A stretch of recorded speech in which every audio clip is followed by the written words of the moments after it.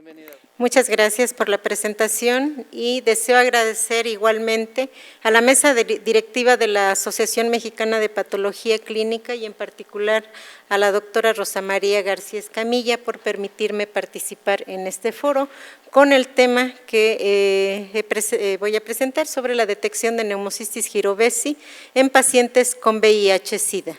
Algunas palabras sobre neumocistis.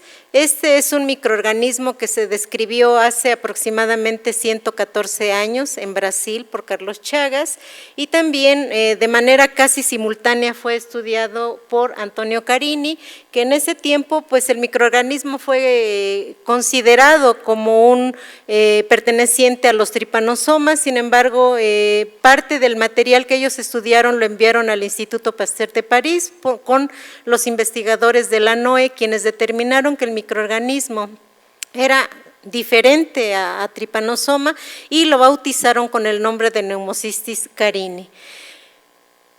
Posteriormente fue necesario que se presentara un brote de neumocistosis en Estados Unidos, lo que indujo profundizar en el estudio del microorganismo y a la vez fue culminando con el descubrimiento de la infección por VIH-Sida. Fue en un grupo de individuos infectados por este virus quienes desarrollaron la neumocistosis y pues bueno, finalmente gracias a neumocistis se conoció con amplitud la infección por VIH.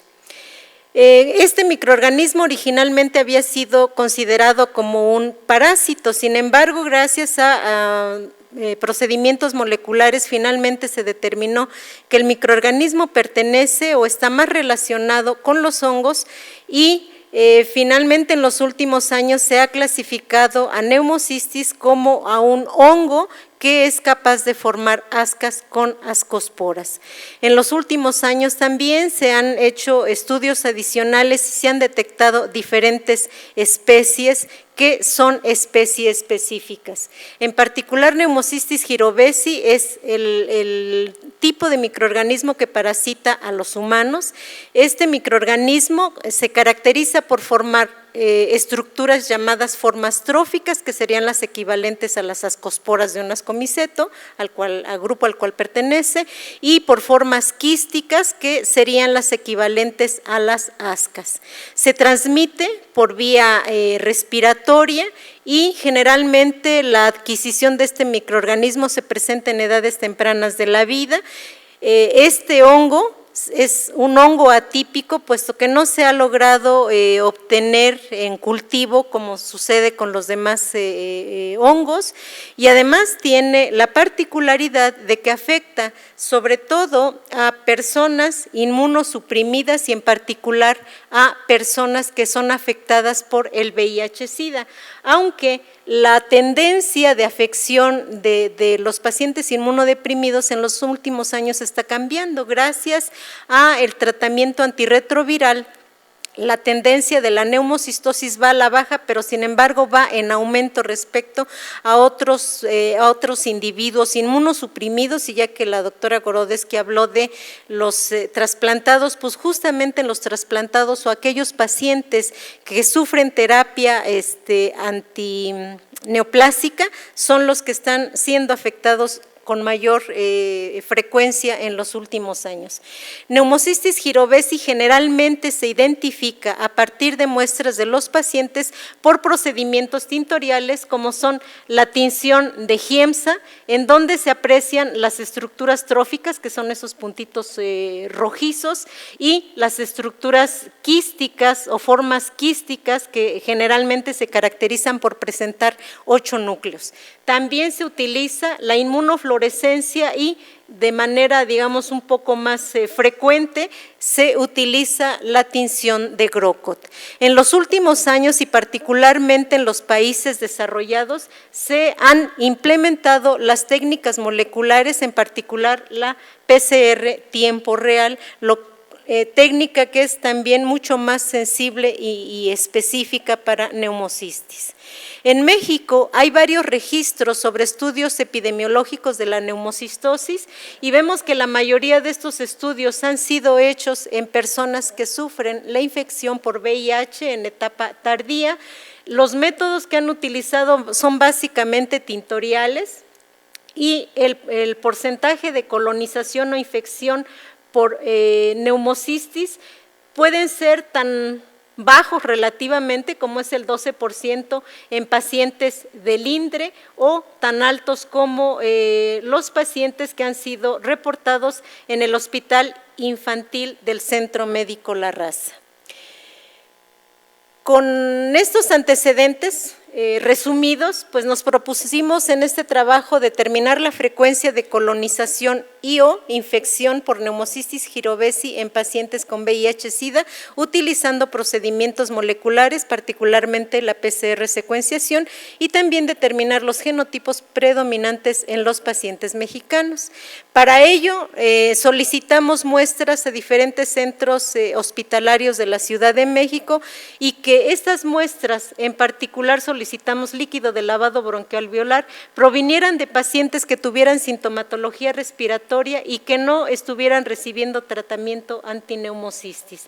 De estas muestras se realizó la extracción de ADN utilizando un kit comercial y con el producto se realizó una PCR anidada, que es una PCR ahora sí que de dos, constituida por dos, utilizando como blanco la región ITS. El producto final de la segunda PCR, que era un fragmento de 550 pares de bases, fue sometida a secuenciación cuyo objetivo era, por un lado, confirmar la etiología del microorganismo, o sea, qué microorganismo pertenecía, y por otro, determinar el genotipo.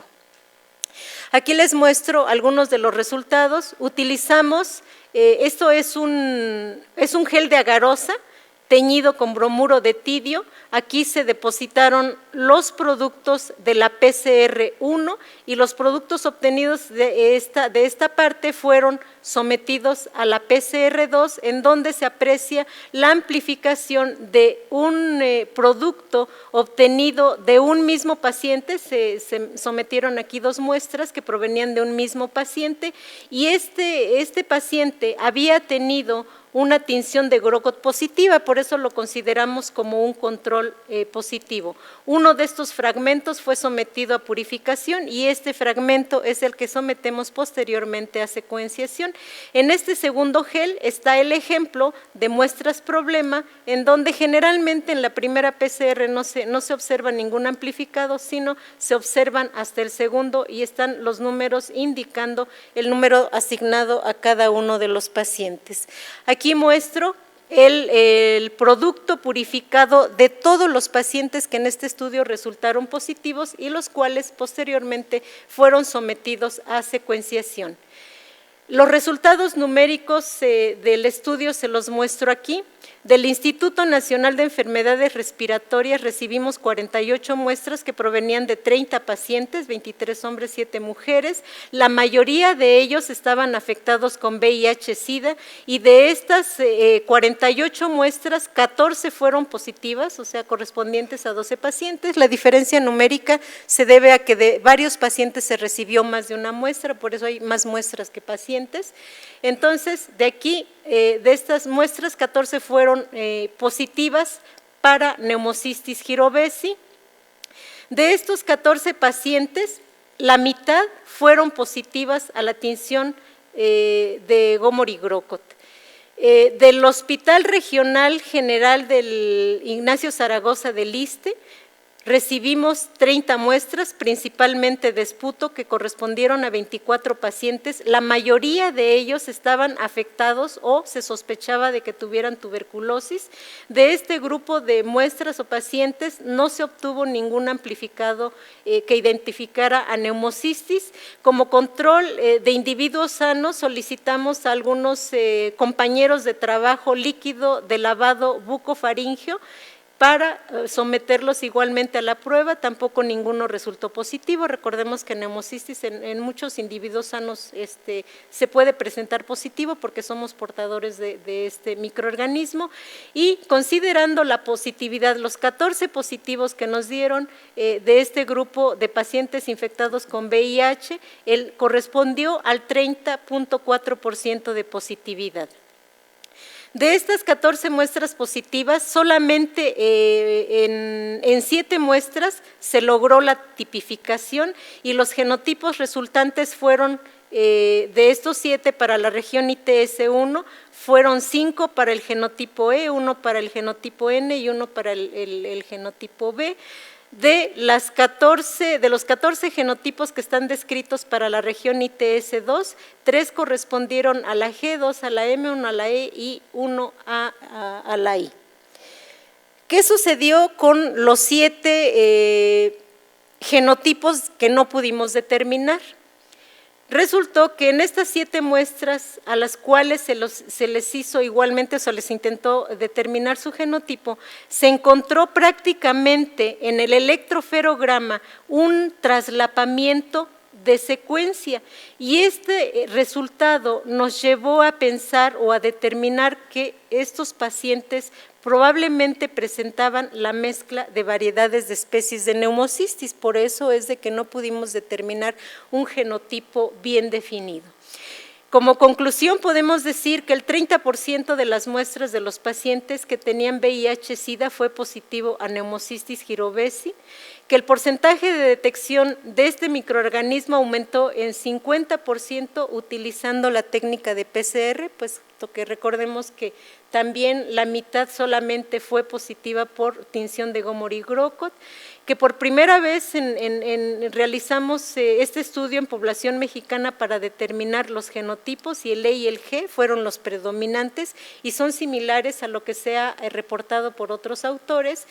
Y finalmente que el análisis de secuenciación mostró que en muchos pacientes existe una posible mezcla de especies de Pneumocystis en la población estudiada. Finalmente, quiero comentarles que este trabajo formó parte de la tesis de licenciatura de Amanda Alcántara Mojica, que fue dirigida por mí. La química Erika Córdoba pues nos apoyó técnicamente en el desarrollo de este trabajo, el doctor Francisco Quiñones, el químico Fernando Morales y la maestra en ciencias María del Rocío López nos aportaron los especímenes que fueron procesados y la maestra en ciencias Fabiola Ramírez nos ayudó en el análisis de las secuencias. Muchas gracias por su atención.